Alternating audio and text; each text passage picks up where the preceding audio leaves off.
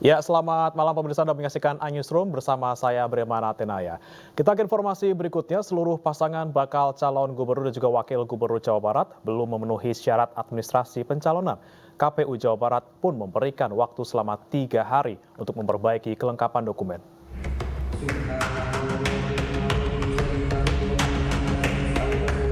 Komisi Pemilihan Umum KPU Jawa Barat melaksanakan rapat koordinasi terkait kelengkapan persyaratan administrasi bakal calon gubernur dan wakil gubernur Jawa Barat. Dalam rapat koordinasi ini, KPU Jawa Barat menjelaskan seluruh pasangan calon gubernur dan wakil gubernur Jawa Barat lolos tahapan tes kesehatan. Meski demikian, KPU Jawa Barat menyebut 4 pasangan bakal calon gubernur dan wakil gubernur Jawa Barat belum memenuhi syarat dokumen administrasi, seperti laporan harta kekayaan pejabat negara atau LHKPN, legalisasi ijazah, dan dokumen lainnya. KPU Jawa Barat pun akan memberikan waktu 3 hari untuk bakal calon kepala daerah untuk melengkapi kekurangan dokumen administrasi. Menurut Ketua KPU Jawa Barat Umi Wahyuni, penutupan kelengkapan administrasi akan dilakukan pada hari Minggu 8 September pukul 23.59 waktu Indonesia Barat. Nah, terkait dengan hasil pemeriksaan, semua 4 Bapaslon dinyatakan itu mampu melaksanakan tugasnya. Jadi tidak ada permasalahan di pemeriksaan kesehatan. Terkait dengan dokumen, itu kami juga sudah memberikan kekurangan-kekurangan yang harus dilengkapin. Karena sesuai dengan tahapan kan masih ada. Ada masa perbaikan sampai tanggal 8. Sebelumnya, 4 pasangan bakal calon gubernur dan wakil gubernur Jawa Barat menjalani tes kesehatan pada tanggal 1 dan 2 September lalu. Seluruh paslon dinyatakan sehat secara jasmani maupun rohani. Meski demikian, seluruh pasangan calon tersebut belum memenuhi syarat administrasi pencalonan kepala daerah. Dari Bandung, Jawa Barat, Ervan David, iNews melaporkan. Tidak hanya di Jawa Barat, 3 pasangan bakal calon gubernur Jakarta belum melengkapi persyaratan administrasi.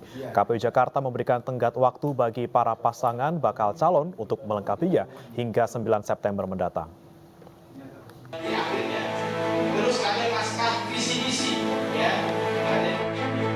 Dalam rapat penyampaian hasil penelitian persyaratan administrasi Cagup dan Cawagup Jakarta yang digelar di kawasan Taman Sari, Jakarta Barat, Ketua KPU Jakarta menyampaikan bahwa hingga saat ini ketiga pasangan bakal calon gubernur DKI Jakarta masih belum melengkapi sejumlah persyaratan administrasi.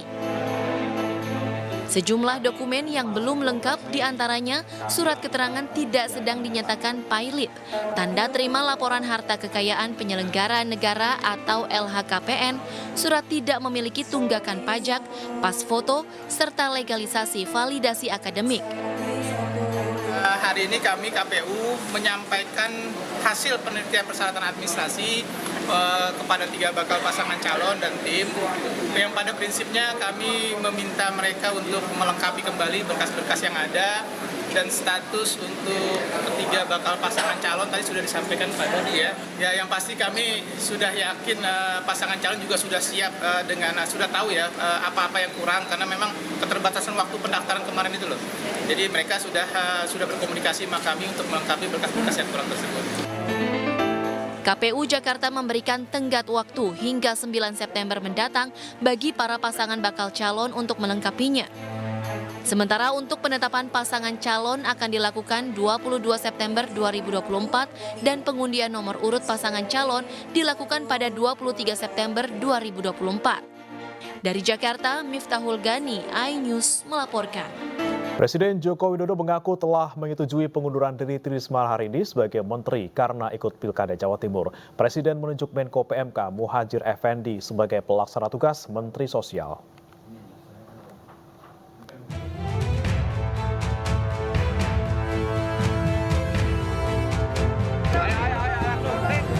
Dua pembantu Presiden Joko Widodo ikut dalam kontestasi Pilkada 2024. Di Pilkada Jakarta, Sekretaris Kabinet Pramono Anung maju sebagai calon gubernur berpasangan dengan mantan Gubernur Banten Rano Karno. Sementara Tri Risma hari ini yang juga menjabat sebagai Menteri Sosial juga menjadi peserta Pilkada Jawa Timur sebagai bakal calon gubernur. Mereka telah mengajukan surat pengunduran diri ke Presiden Joko Widodo dari jabatannya di dalam kabinet. Pramono Anung telah mengajukan surat pengunduran dirinya sebagai Sekretaris Kabinet, namun surat itu belum ditandatangani oleh Presiden Jokowi. Berbeda dengan Pramono, sebelumnya Presiden telah menerbitkan Kepres pemberhentian Risma dari Menteri Sosial pertanggal 6 September 2024. Dalam Kepres itu, Jokowi juga merujuk Menko PMK Muhadjir Effendi sebagai pelaksana tugas Menteri Sosial. Mundurnya 2 menteri dari kabinet membuka kemungkinan Presiden Joko Widodo melakukan reshuffle kabinet untuk mengisi posisi yang ditinggalkan oleh Pramono dan Risma. Kepastian mundurnya Menteri Tri Risma sudah mengajukan pengunduran diri dan sudah saya tanda tangani pengunduran dirinya. Sementara itu, Komisi Pemilihan Umum menyatakan menteri yang mengikuti pemilihan kepala daerah tidak diwajibkan mundur dari jabatannya. Namun menteri tersebut diwajibkan cuti selama masa kampanye. Dari Jakarta, Tim Liputan iNews melaporkan. Pemirsa, artis JJ Govinda, Gilang Dirga, dan Hengky Kurniawan mantap maju dalam kontestasi Pilkada 2024 di Kabupaten Bandung Barat. Ketiganya akan bersaing ketat memperebutkan kursi Bupati dan Wakil Bupati Bandung Barat.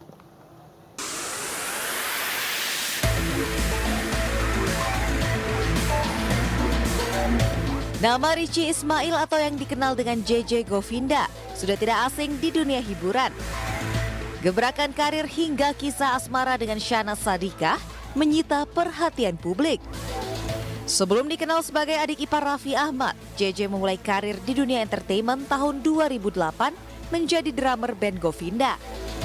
Waktu ke waktu, nama JJ pun kian terkenal hingga membuat dirinya terus melebarkan sayap karir dan terjun ke ranah politik. Semangat mencoba hal baru dan diusung PAN dan Gerindra, JJ mantap mendaftarkan diri sebagai calon Bupati Bandung Barat, didampingi Asep Ismail. Sebelumnya, JJ sempat kehilangan 2 calon wakilnya, yakni Abdul Haris dan TB Ardi, yang memilih berpisah sebagai pasangan. Tak lolos ke Senayan melalui Dapil Jawa Barat 2 saat Pileg 2024, JJ mengaku tidak kapok berpolitik. Sementara presenter serta komedian Gilang Dirga juga resmi mendaftarkan diri ke KPU Kabupaten Bandung Barat. Pemilik nama lengkap Gilang Dirgahari diusung Partai Demokrat dan PKS maju menjadi calon Wakil Bupati Bandung Barat mendampingi Dik-Dik Agus Triwiono. Masuk ke dunia politik, Gilang mengaku ingin membenahi sistem dan regulasi dunia hiburan di tanah air. Di Pilkada Kabupaten Bandung Barat, Gilang Dirga dan JJ Govinda akan berhadapan dengan Hengky Kurniawan. Nama Hengky pertama kali mencuat di bursa Pilbub 2018-2023. Sebelum menjadi orang nomor 1 di Bandung Barat, Hengky telah berkelana di dunia hiburan.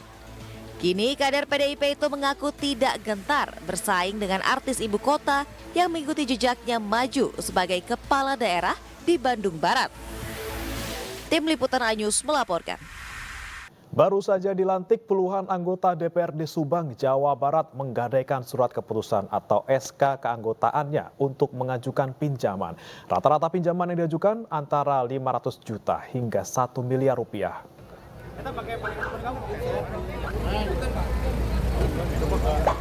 50 anggota DPRD Subang, Jawa Barat ini telah resmi dilantik untuk periode jabatan 2024-2029. Namun, baru juga dilantik, beberapa di antaranya sudah menggadaikan surat keputusan atau SK keanggotaan mereka ke bank. Mereka menggadaikan SK untuk mengajukan pinjaman. Jumlah pinjaman yang diajukan berkisar antara 500 juta hingga 1 miliar rupiah.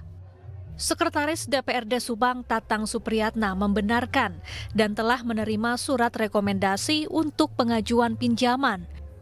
Namun ia memastikan pinjaman tidak ada kaitannya dengan fraksi maupun sekretariat DPRD Subang.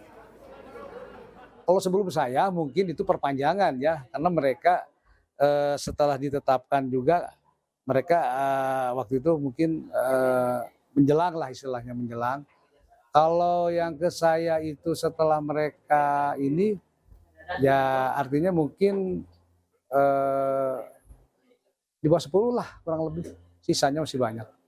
Dan itu juga kan nanti kita akan serahkan itu apa SK-nya itu ya, yang dari gubernur itu petikannya itu ya. Berapa Pak nominalnya? Ini tergantung sih orang ataupun anggota yang akan mengajukan berapa usulan dia mengajukan permohonan. Jadi ini beda-beda. Tatang juga menyebut fenomena anggota DPRD gadaikan SK ternyata rutin terjadi saat awal anggota DPRD dilantik. Hanya di Subang, namun juga terjadi di beberapa daerah lainnya. Dari Subang, Jawa Barat, Yudi Heriawan Juanda, iNews melaporkan. Jelang purna tugas pada Oktober bulan depan, Presiden Joko Widodo berpamitan kepada warga di sela-sela kunjungannya di Pasar Soponyono, Surabaya, Jawa Timur. Presiden juga meminta maaf jika ada hal-hal yang kurang berkenan saat dirinya memimpin.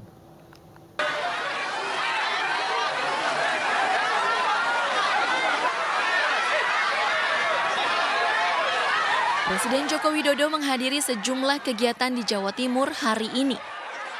Salah satunya berkunjung ke Pasar Soponyono Rungkut untuk memantau langsung harga bahan-bahan pokok. Selain membagikan BLT dan BMK pada pedagang pasar, rombongan Presiden juga memberikan bingkisan pada masyarakat yang tengah berbelanja di Pasar Soponyono. Dalam kunjungannya, melalui pengeras suara, Presiden berpamitan dan meminta maaf pada masyarakat jika selama 10 tahun menjabat sebagai Presiden, masyarakat ada yang merasa kecewa pada kepemimpinannya. Ya, kan ini pas ke masyarakat, ya sambil pamit kan bulan depan sudah purna tugas.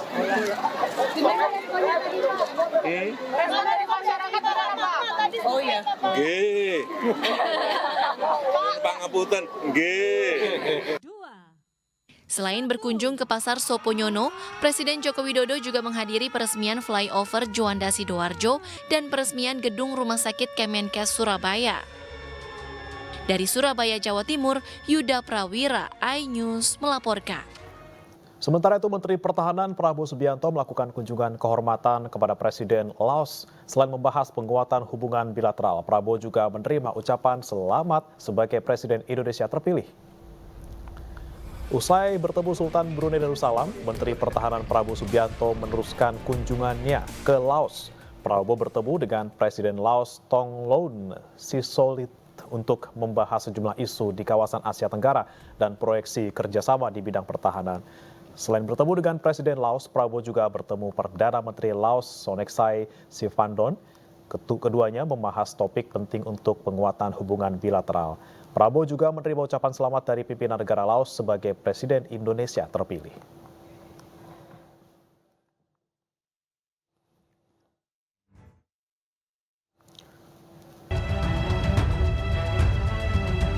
Pupus sudah niat Nurul Komar alias Komar untuk maju dalam Pilkada 2024. Komedian berusia 64 tahun ini tak bisa melanjutkan langkahnya untuk menjadi calon wakil Bupati Pandeglang, Banten. Dari pemeriksaan RSUD Banten, tren kesehatan Komar menunjukkan hasil kurang baik. Komar dianggap tidak mampu secara jasmani untuk menjalani tahap pilkada selanjutnya.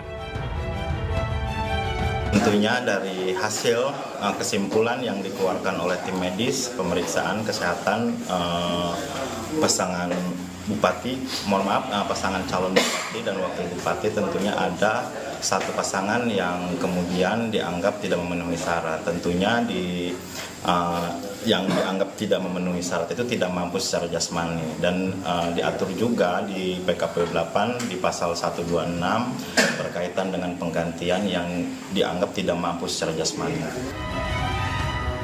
Komar maju mendampingi Aap Aptadi sebagai bakal calon wakil bupati melalui jalur independen atau perseorangan. Aap bisa mengajukan pengganti Komar tanpa harus mengumpulkan dukungan lagi. Dari Pandeglang, Banten, Iskandar Nasution, iNews melaporkan. Pemirsa, Indonesia berhasil menahan imbang Arab Saudi dalam putaran ketiga Grup C kualifikasi Piala Dunia 2026 zona Asia. Pelatih timnas Sintayong menyebut akan memberikan kejutan lain di Asia dan juga membuat timnas untuk terus menyala. Dan untuk membahasnya kita sudah bergabung bersama mantan pelatih timnas Indonesia Neil Maizar, dan juga nanti akan bergabung bersama kami menyusul Muhammad Kusnaini, pengamat sepak bola. Selamat malam, Bung Neil. Selamat malam, Bang. Ya, Bung Neil, bagaimana Anda melihat pertandingan kemarin? Apakah memang ini sebuah kejutan atau memang sudah ada prediksi-prediksi sebelumnya yang membuat kita nggak kaget lagi dengan hasil kemarin? Iya, secara umum ini pasti suatu kejutan ya, karena orang tidak memperkirakan kita bisa memenangkan pertandingan di babak pertama, mencetak gol di babak pertama, dan akhirnya kita bisa mencuri 1 poin. Karena dengan skuad yang ada, dengan Arab Saudi yang ranking FIFA-nya di atas kita, dan dia juga di Piala Dunia di Qatar kemarin dia mengalahkan Argentina. Jadi seakan orang nggak percaya kita Indonesia bisa menahan Arab Saudi dengan 1-1. Artinya peta kekuatan sekarang sudah berubah. Kita dengan kepercayaan diri kita dengan bisa mengalahkan dengan bisa menahan Arab Saudi di kandang sendiri itu sama dengan kita memenang pertandingan. Dan ini menjadikan poin yang sangat luar biasa walaupun 1 untuk menatap laga selanjutnya menang Australia di tanggal 10 kalau nggak salah. Begitu, Bang. Oke, kalau Anda melihat pertandingan kemarin, penampilan dari timnas kita, Bung Nil, apakah memang menunjukkan adanya perbedaan dibandingkan dengan permainan-permainan sebelumnya?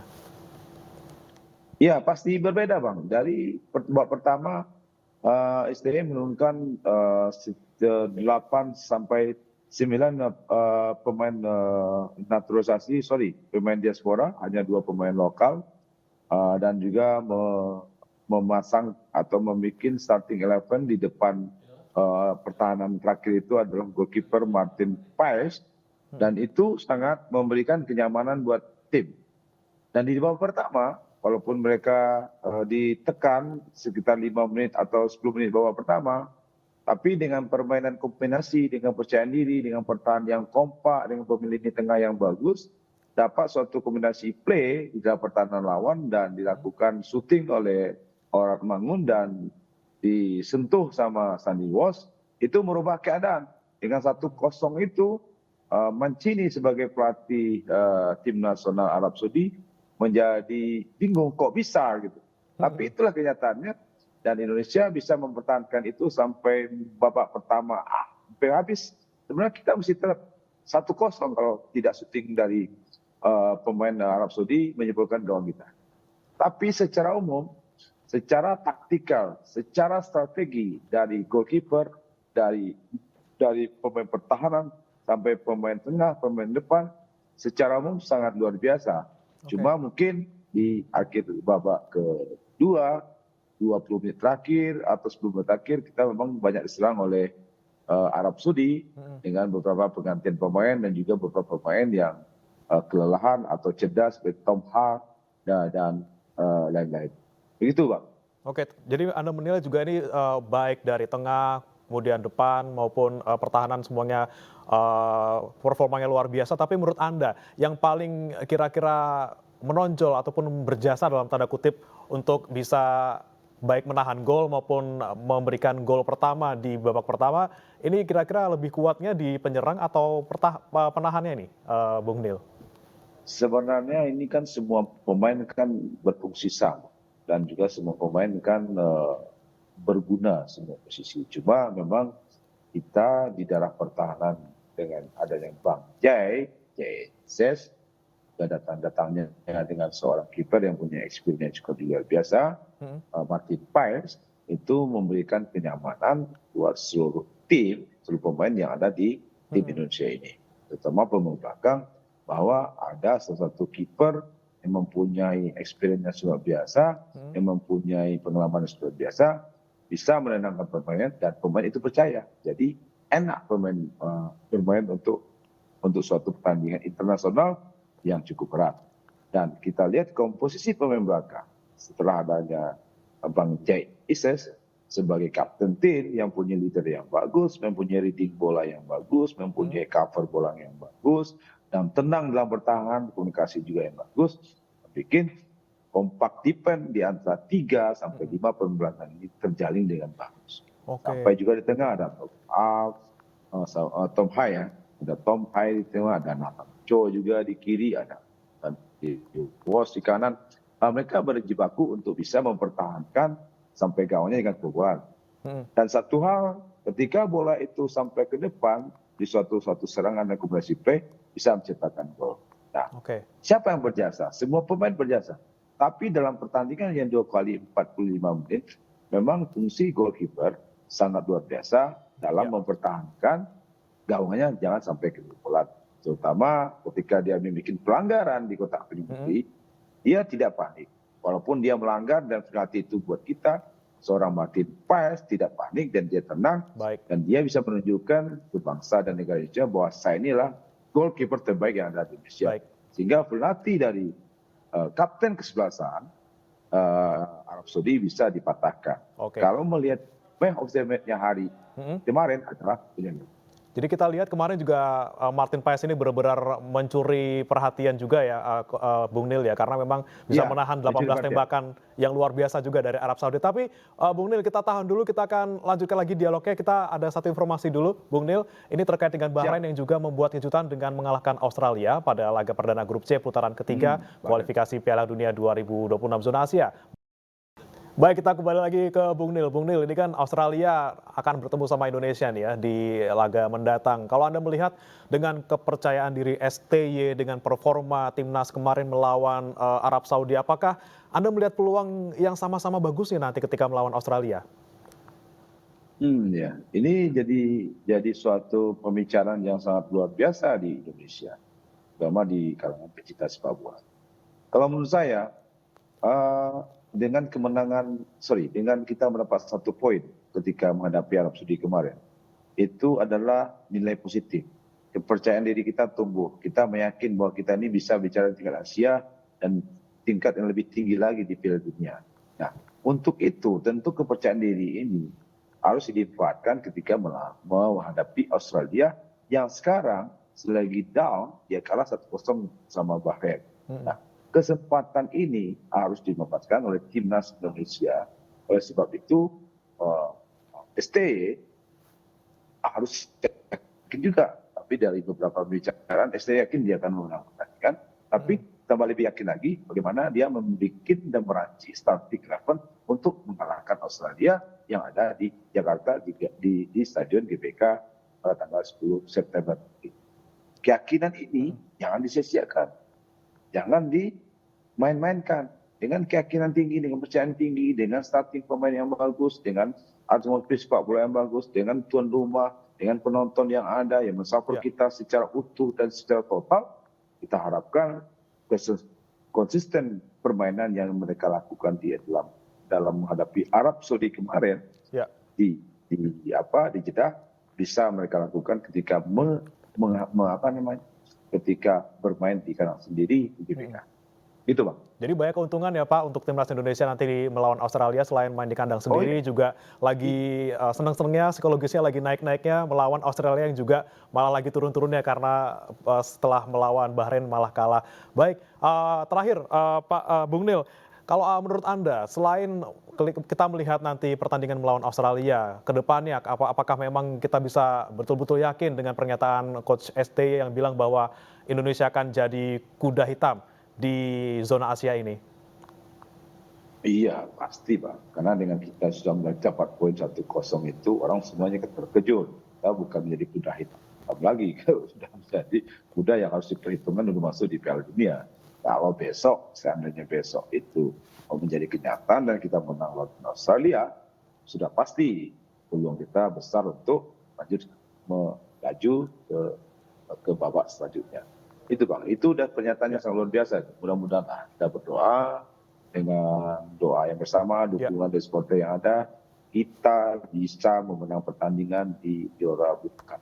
Baik, itu, kita doakan bersama Bung Nil ya, nanti Indonesia bisa menang melawan Australia di tanggal 10 nanti. Terima kasih Bung Nil Maizar, mantan pelatih timnas, sudah bergabung bersama kami di iNewsroom. Anda masih di iNewsroom pemirsa. Pengawal YouTuber Atta Halilintar mengancam wartawan yang sedang meliput di Polres Jakarta Selatan. Akibat pengancaman ini, pengawal tersebut dilaporkan ke polisi.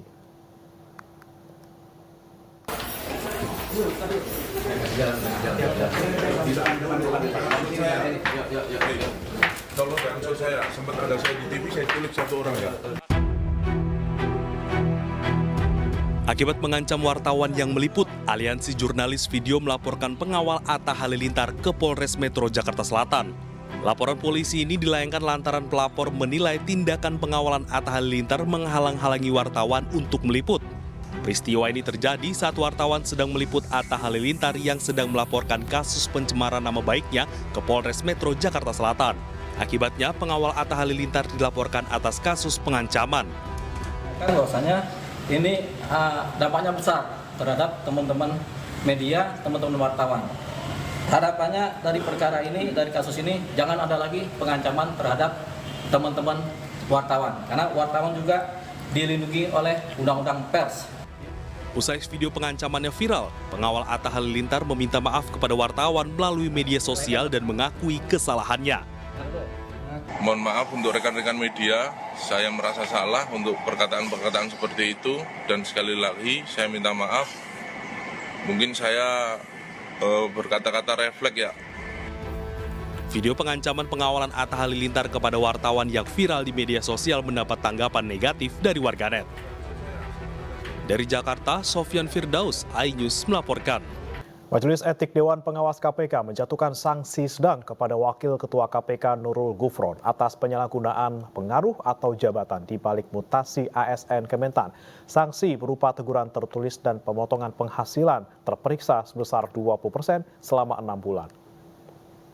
Dalam sidang putusan kasus dugaan pelanggaran kode etik dengan terperiksa Wakil Ketua KPK Nurul Gufron, Dewan Pengawas KPK memutus terperiksa dijatuhi sanksi berupa teguran tertulis.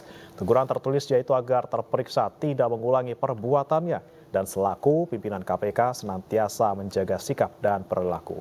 Dewas juga memutus untuk memotong penghasilan Nurul Gufron di KPK selama 6 bulan sebesar 20%. Adapun pelanggaran terperiksa disebut terbukti melakukan penyalahgunaan pengaruh atau jabatan di balik proses mutasi ASN Kementan bernama Andi Dwi Mandasari ke Malang, Jawa Timur. Menyikapi putusan Dewas, Wakil Ketua KPK Nurul Gufron menampik ihwal hal memberatkan dan meyakini tidak pernah menggunakan pengaruhnya, melainkan hanya menjalankan komunikasi keluhan ke pihak Kementan. Saya tadi nyampaikan juga, tadi materinya itu ya, bahwa saya mengakui saya menghubungi dalam menyampaikan keluhan berkaitan dengan mutasi. Saya akui itu. Tapi sifatnya menyampaikan. Pemirsa, Densus 88 Anti Teror Polri menangkap 7 orang yang diduga melakukan provokasi terkait kunjungan Paus Fransiskus di Jakarta. Provokasi dilakukan para pelaku melalui media sosial. Juru bicara Densus 88 Aswin Siregar menyatakan ketujuh pelaku teror tersebar di berbagai wilayah meliputi Bangka Belitung, Sumatera Barat, Jakarta, dan Jawa Barat. 7 pelaku diketahui memposting berbagai konten bernada ancaman terkait keamanan kunjungan Paus di media sosial. Hingga kini pihak Densus 88 masih mendalami keterkaitan para pelaku, termasuk hubungannya dengan jaringan teroris. Di antara bentuk-bentuk provokasi yang dilakukan dan ancaman yang disebar melalui media sosial oleh para tersangka ini, ya, di antaranya untuk istilahnya mengganggu proses protokol keamanan, kemudian mengunggah narasi dan memberikan gambar atau sekarang biasanya digunakan seperti image atau emoticon yang menggambarkan bom, ya, terhadap foto ataupun sebuah postingan dari majalah atau media online yang kemudian merembet kepada komen-komen di bawahnya yang Pemirsa, hari ini pemimpin Katolik dunia Paus Fransiskus meninggalkan Indonesia. Usai berkunjung ke Indonesia, Paus melanjutkan lawatannya ke Papua Nugini. Dan usai sudah jumpa kita dalam iNewsroom hari ini pemirsa, dan saksikan program iNews Prime bersama rekan saya Diandra Mukni setelah yang satu ini. Saya Bremana Tenaya pamit, terima kasih, selamat malam, sampai jumpa.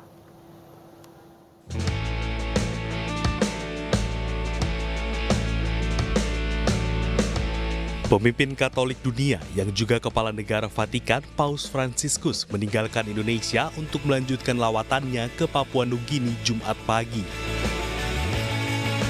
Paus Fransiskus tiba di Bandara Soekarno-Hatta menggunakan mobil Innova Zenix. Paus meninggalkan Indonesia melalui Bandara Internasional Soekarno-Hatta Tangerang pukul 10.30 waktu Indonesia Barat. Menteri Agama RI Yakut Khalil Qumas turut mengantarkan Paus ke pesawat di mana maskapai Garuda Indonesia disiapkan untuk mengantarkan Paus menuju Port Moresby, Papua Nugini. Selain ditemani Menteri Agama, keberangkatan Paus ini juga ditemani Dewan Pertimbangan Presiden Gandhi Sulistianto, Uskup Agung Jakarta Kardinal Ignatius Suharyo, Ketua Konferensi Wali Gereja Antonius Subianto Bunyamin, serta Ketua Panitia Kunjungan Apostolik Paus Fransiskus ke Indonesia Ignatius Jonan. 675 petugas gabungan TNI Polri disiagakan untuk pengamanan keberangkatan Paus Fransiskus di Bandara Soekarno-Hatta. Tim Liputan iNews melaporkan.